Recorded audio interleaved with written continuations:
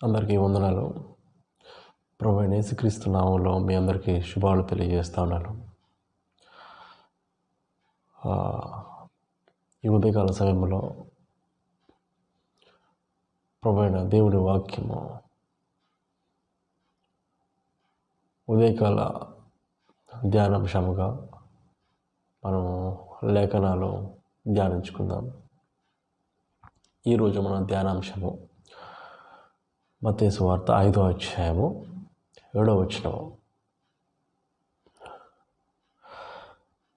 కనికరము గలవారు ధన్యులు, వారు కనికరము పొందుదురు. దేవుని బిడ్డలారా, కనికరము గలవారు ధన్యులు, వారు కనికరం పొందుదురు అని దేవుని వాక్యము సెలవిస్తూ ఉంది. ప్రభువైన యేసుక్రీస్తు వారు బోధించుచు కనికరము గలవారు ధన్యులు, వారు కనికరము పొందుదురు అని బోధిస్తూ ఉన్నారు. అలా ఎవరు కనికరం గలవారు అంటే, ఎవరైతే కనికరముగా దయ కలిగి ప్రేమ కలిగి ప్రేమతో ఎవరైనా చేరతీయటం కానీ, హత్తుకోవడం కానీ, ఆదరించటం కానీ, ప్రేమతో వాళ్ళని చేర్చుకోవడం కానీ, దాన్ని కనికరంగా భావిస్తున్నాం. ప్రియమైన దేవుని బిడ్డలారా, కనికరం గలవారు కనికరం పొందుదురు అని వాక్యము సెలవిస్తూ ఉంది. దేవుని బిడ్డలారా, ఈరోజు మనము ఎంతమందితో కనికరం కలవారిగా ఉంటున్నాం? మన చుట్టుపక్కల వారిని మనం ప్రేమిస్తున్నామా? ఎవరైనా బాధతో ఉన్నవారిని కనికరముతో వాళ్ళని ఆదరిస్తున్నామా? ఆదరణ కలిగిన మాటలు మాట్లాడుతున్నామా? లేకపోతే వారిని బాధించే మాటలు మనం మాట్లాడుతున్నామా అనేది మనం ప్రశ్నించుకోవాలి. కనికరముతో ఎప్పుడైతే మనం ప్రవర్తిస్తామో ఆ కనికరాన్ని మనం పొందుతామని దేవుని వాక్యం సెలవిస్తూ ఉంది. కనికరము మనము కలిగి ఉన్నప్పుడు మనము కనికరం పొందుతాం. దేవుని ద్వారా మనం కనికరం పొందుతాం. బాధింపబడే మాటలు మనం ఎప్పుడైతే మాట్లాడతామో, బాధపరిచే వారిగా మనం ఎప్పుడైతే ఉంటామో, మనము కనికరం పొందలేం. కనికరంగా జీవించాలంటే నీవు నిజముగా దేవుని మనసు ఎరిగిన వాడవైతే తప్ప కనికరంగా ఉండలేవు. ఎందుకంటే దేవుడు ఒకడే కనికరముతో ప్రేమించేవాడు, దయ కలిగి ప్రేమించేవాడు, స్థితిని చూసి ప్రేమించేవాడు కాదు, నీ ఆస్తిని చూసి ప్రేమించేవాడు కాదు, నీ స్టేటస్ చూసి ప్రేమించేవాడు కాదు, లేకపోతే నీకున్న ధన బలాన్ని, లేకపోతే నీకున్న రాజకీయ బలాన్ని, లేకపోతే నీకున్న ప్రభుత్వాన్ని, ఉద్యోగాన్ని, లేకపోతే నీకున్న ఆస్తిని చూసి ఈ మనుషుల వల్లే ప్రేమించేవాడు కాదు దేవుడు. దేవుడు నిజంగా నిన్ను ప్రేమిస్తున్నాడు కాబట్టి, కనికరముతోనే ప్రేమించాడు కాబట్టి నువ్వు కూడా ఏం చేయాలి? కనికరంగా ప్రేమించాలి. ఎవరిని? నీ తోటి వారిని ఎప్పుడైతే కనికరంగా నువ్వు ప్రేమిస్తావో, కనికరం చూపిస్తావో, అప్పుడు నువ్వు కనికరాన్ని పొందుకుంటావు. చూడ, ఒక మాట చూద్దాము. బైబిల్లో ఒక మాట చూద్దాం.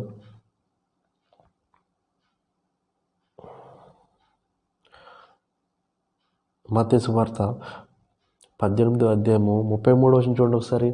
నేను నిన్ను కరుణించిన ప్రకారము నీవును నీ తోటి దాసుని కరుణింపవలసి ఉండేను కదా. చూడండి, ఇక్కడ ఒక మాట ఉంది.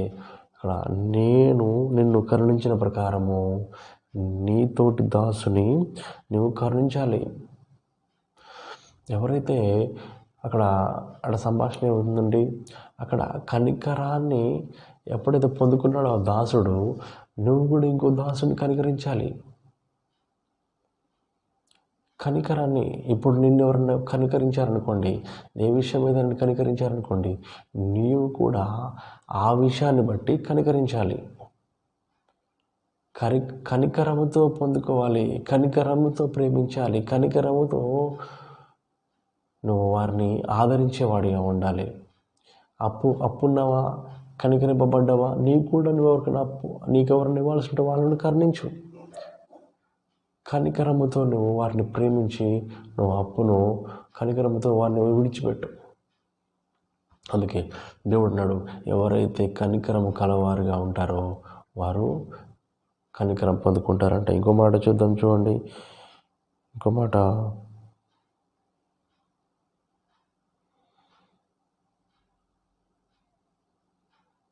యాకోబు రాసిన పత్రిక 2వ అధ్యాయము 13వ వచనము, కనికరము చూపని వాడు కనికరము లేని తీర్పు పొందును, కనికరము తీర్పును మించి అతిశయపడును.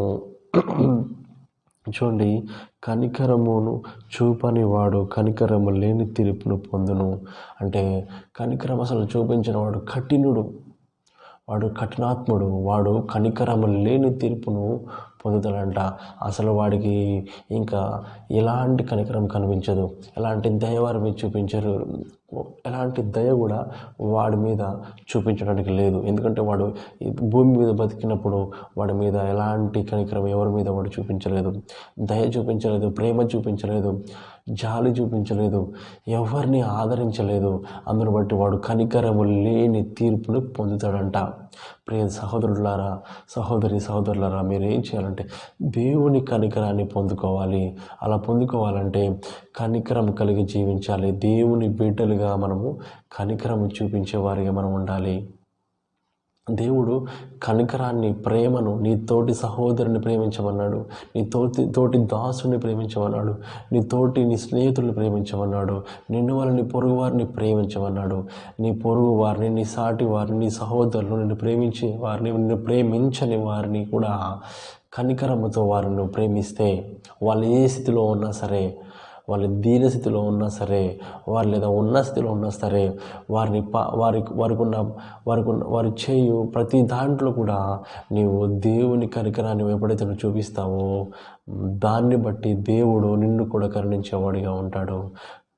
అవే కాకుండా నీ కనికరాన్ని బట్టి, నీవు నమ్ముకున్న దేవుణ్ణి బట్టి నువ్వు కనికరాన్ని వారికి చూపించినప్పుడు, నీవు నమ్ముకున్న దేవుడు, మన దేవుణ్ణి వారు తెలుసుకునే వారిగా ఉంటారు. లేనివాడికి నువ్వు ఇచ్చి చూడు, చేతనైన సహాయం చేసి చూడు. ఒక ధనవంతుడు ఉన్నాడా, వాడికి నువ్వేం సహాయం చేయలేవు, కానీ వాడికి కూడా ఒక సాయం వస్తుంది. అలాంటి స్థితి వస్తుంది. కాబట్టి ఆ స్థితి ఏదో నువ్వు ఓదార్పు మాటలైనా నువ్వు మాట్లాడి దేవుని యందు మీద ఉన్న నమ్మకాన్ని నువ్వు ప్రకటించినట్లయితే, అలాంటి కనికర మాటలు నువ్వు వాడికి బోధించినట్టయితే వాడు కూడా మారే అవకాశం ఉంది.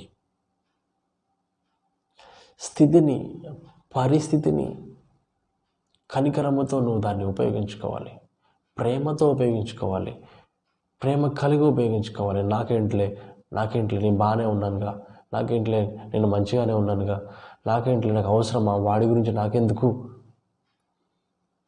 ప్రియ దేవుని బిడ్డలారా, కనికరమును ఎప్పుడైతే మనం చూపిస్తామో కనికరము దేవుడు మన మీద చూపిస్తాడు. దేవుడు మన మీద ఉంచిన ఒక అమూల్యమైన ఒక గొప్ప భారం ఏంటంటే సువార్త ప్రకటించమన్నాడు. అదేవిధంగా నిన్ను వలని పొరుగువారిని కూడా ప్రేమించమన్నాడు. నిన్ను వలను పొరుగువారిని ఎప్పుడైతే ప్రేమిస్తావో అందులోనే ఈ కనికరం అనే మాట కూడా దేవుడు బోధిస్తున్నాడు. జాలిని చూపించు, ప్రేమని చూపించు. నిన్ను వలె నీకు చేయదలుచుకున్నంత నీ సహోదరులకు, నీ పొరుగువానికి చేయి, లేని వారికి ఇవ్వు, ఆపదలో ఉన్నవాడిని ఆదుకో. దేవుని కోసం వాడిని రక్షించుకో. ప్రియ దేవుని బిడ్డలారా, దేవుని కోసము ఒకరినైనా మనం రక్షించుకుందాం. కనికరాన్ని చూపిద్దాం, ప్రేమను చూపిద్దాం, జాలిని చూపిద్దాం. కనికరం లేకుండా ఉంటే మనకు కనికరము లేని తీర్పు పొందుతాం. అందుకని బట్టి కనికరము చూపించి, ప్రేమను చూపించి, కనికరము గల దేవుడు మన మీద కనికరం చూపలాగున మనము మన సహోదరుల పట్ల, మన తోటి వారి పట్ల మనము కనికరము మనసు కలిగి, కనికరము కలిగిన ప్రవర్తనతో మనం ప్రవర్తిద్దాం. అట్టి కృప దేవుడు మనందరికీ దయచేయను గాక. ప్రార్థించుకుందాం. ప్రేమగల మా కన్న తండ్రి, ఇంతవరకు నా ప్రభా మీరు మాతో మాట్లాడిన మాటలను బట్టి నీకు స్తోత్రాలు చెల్లించుకుంటున్నాం. కనికరం గల వారి ధనులు వారు, కనికరం పొందిన వాక్యం సెలవిస్తూ ఉంది. కనికరం కలిగి జీవించే కృపను దయచేస్తూ రండి, జ్ఞానంతో నింపుతూ రండి, మేలు చేస్తూ సాయం చేస్తున్నాను ప్రార్థిస్తూ విన్న ప్రతి హృదయం తెరుస్తూ వారికి ఆ మాట కనికరం కలిగిన మనసు వారికి దయచేస్తూ మేలు చేస్తారమని ప్రార్థిస్తూ యేసుక్రీస్తు నామములో ప్రార్థించబడి వేడుకున్నాం ప్రియ పరలోకపు తండ్రి. ఆమేన్. ఆమేన్. Praise the lord.